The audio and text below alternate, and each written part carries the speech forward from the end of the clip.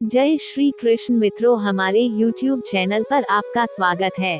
कार्तिक मास महात्म्य में आप अध्याय 21, 22, 23वें अध्याय की कथा श्रवण करेंगे। आइए कथा सुनते हैं।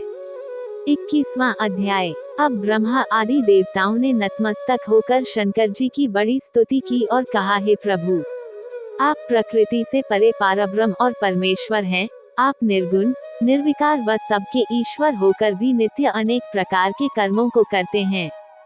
हे शंकर जी, हम सब ब्रह्म आदि सब देवता आपके दास हैं।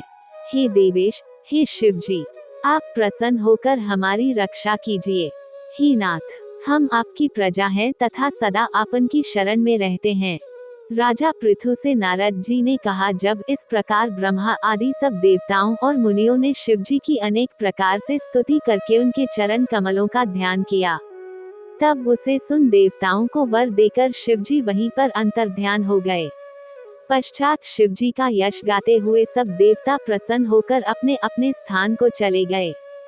महेशाख्यान से जलंधर का ये युद्ध चरित्र बड़ा पुण्यप्रद और सब पापों का नाश करने वाला है। ये सब सुखदायक और महेश को भी आनंददायक है। जो इन दोनों आख्यानों को पढ़ेगा और सुनेगा वह सुखों को भोगकर अंत में अमर पद को पाएगा। 22वां अध्याय। राजा पृथु ने कहा, हे नारद जी, आप कृपा करके मुझको ये बतलाइए कि वृंदा को मोहित करके विष्णु जी ने क्या किया और फिर वह कहाँ गए। जब देवता स्तुति करके मौन हो गए तो भगवान शंकर ने प्रसन्न होकर देवताओं से कहा, हे ब्रह्मा आदि देवताओं, जलंधर तो मेरा ही अंश था, मैंने उसे तुम्हारे लिए नहीं मारा, ये मेरी सांसारिक लीला थी। फिर भी आप लोग सत्य कहिए कि इससे आप सुखी हुए या नहीं। तब वृषला आदि देवताओं के नेत्र हर्ष से खलु गए। उन्होंने शिव जी को प्रणाम करके विष्णु जी का सब वृतांत कह सुनाया, जो उन्होंने बड़े प्रियल से वृंदा को मोहित किया था तथा वह अग्नि में प्रवेश करके परमगति को प्राप्त हुई। देवताओं ने ये भी कहा कि तभी से वृंदा की सुंदरता पर मोहित हुए विष्णु जी उनकी चिता की राख लपेटे हुए इधर उधर घूमते हैं, अतः आप उन्हें समझाए, क्योंकि ये प्राकृतिक चराचर आपके अधीन है।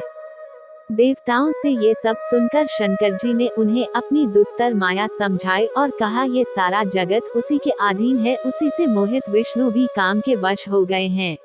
परंतु महादेवी उमा त्रिदेवी की जननी सबसे परे वह मूल प्रकृति परम मनोहर और वही गिरिजा भी कहलाती है।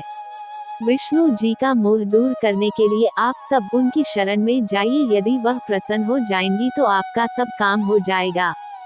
शंकर जी की आज्ञा से सब देवता मूल प्रकृति को प्रसन्न करने चले। उनके पास पहुंचकर उनकी बड़ी स्तुति की। तब आकाशवाणी हुई, हे देवताओं, मैं तीन प्रकार से तीनों गुणों से पृथक होकर स्थित होती हूँ। सतगुण से गौरी, रजोगुण से ज्योति रूप हूँ तथा आप लोग मेरी रक्षा से यदि सादर उन देवियों के पास जाऊं तो वह तुम्हारे मनोरथों को पूरा कर देगी। ये सुनकर देवताओं के नेत्र खुल गए। वह भगवती का आदर करते हुए गौरी, लक्ष्मी और सरस्वती को प्रणाम करने लगे। सब देवताओं की भक्ति पूर्वक प्रार्थना से वह सब देवियां प्रकट हो गईं। सभी देवताओं ने खुश होकर निवेदन किया। तब देवियों ने कुछ बीज देकर कहा, इन्हें ले जाकर दे दो, तुम्हारे सब काम सिद्ध हो जाएंगे। ब्रह्मादि देवता उन बीजों को लेकर विष्णु जी के पास गए।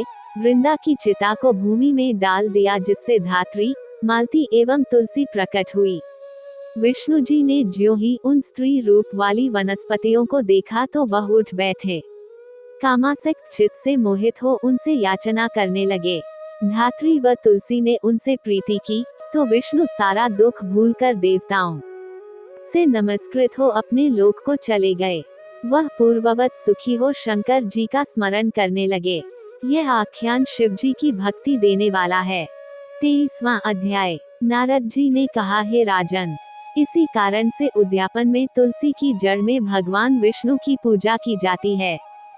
तुलसी का मूल प्रदेश भगवान विष्णु को प्रसन्न करने वाला है। हे राजन, तुलसी का पौधा जिस घर में वर्तमान है वह घर तीर्थ स्वरूप है और उस घर में यमदूत कभी नहीं आते हैं।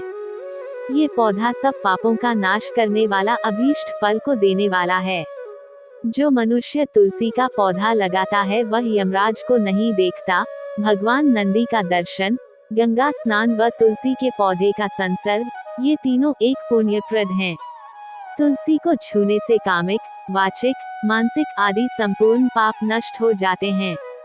जो प्राणी तुलसी के दल से भगवान का पूजन करते हैं वह पुनः गर्भ में नहीं जाते और निःसंदेह जीवन मुक्त हो जाते हैं। तुलसी के दल में पुष्कर आदि समस्त तीर्थ, गंगा आदि नदियां और विष्णु प्रभृति जब देवता निवास करते हैं, तुलसी के पौधे के पास जो अपना प्राण विसर्जन करता है वह चाहे कितना बड़ा पापी क्यों न हो, उसे यमराज नहीं देख सकते। हे राजन, जो लोग तुलसी के काष्ठ का चंदन लगाते हैं वह सहज में मोक्ष को प्राप्त होते हैं। उनके द्वारा किए गए पाप उनके शरीर को स्पर्श नहीं कर पाते हैं।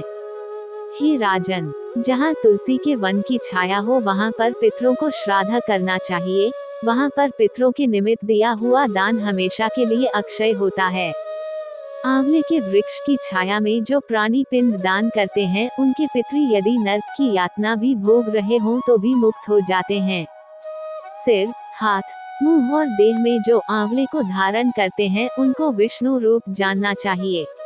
आंवले के फल और तुलसी के दलों को पानी में मिलाकर जो प्राणी स्नान करते हैं उन्हें गंगा स्नान का फल मिलता है। जो मनुष्य आंवले के पत्तों और फलों से देवताओं का पूजन करते हैं उन्हें स्वर्ण, मणि और मोतियों द्वारा पूजन का फल प्राप्त होता है।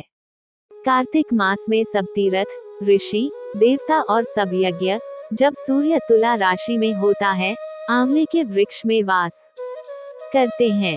जो मनुष्य द्वादशी तिथि को तुलसी दल और कार्तिक में आंवले का पत्ता तोड़ता है वह रौरव नरक में वास करता है। जो कार्तिक में आंवले की छाया में बैठकर भोजन करता है उसके अंत संसर्ग में सब दोष नष्ट हो जाते हैं। कार्तिक में जो आंवले की जड़ में विष्णु जी का पूजन करता है उसे श्री विष्णु क्षेत्रों व पूजन का फल प्राप्त होता है। आंवले तथा तुलसी की महत्ता का वर्णन करने में श्री ब्रह्मा जी भी असमर्थ हैं, इसलिए धात्री और तुलसी जी की जन्म कथा सुनने से मनुष्य अपने वंश सहित मुक्ति को पाता है। और भी ऐसे ही सनातन धर्म से जुड़ी जानकारियों के लिए आप हमारे चैनल को सब्सक्राइब करें, वीडियो को लाइक करें और शेयर करना ना भूलें। जय श्री कृष्ण।